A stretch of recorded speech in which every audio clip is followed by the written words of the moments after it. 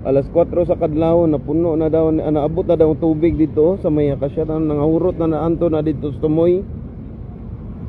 Oh, ta wipe out yung tawon sila, oh. Kaning mga balaya.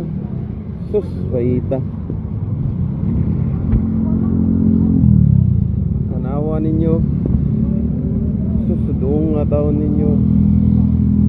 Grabe ka. Sug sa baha, oy.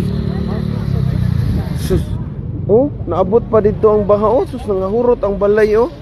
Katong balay dito sa tumoy, oh, tanawa, oh. Makita ninyo sa mga viewers na to. Oh, hantod pa na dito sa tumoy. Oh, nahurot, na wipe out. Oh, sus ka, grabe. So,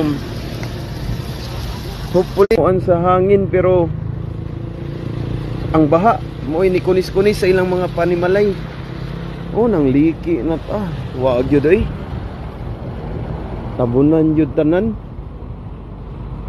Hopefully nga wala ratay na nga kuan ani.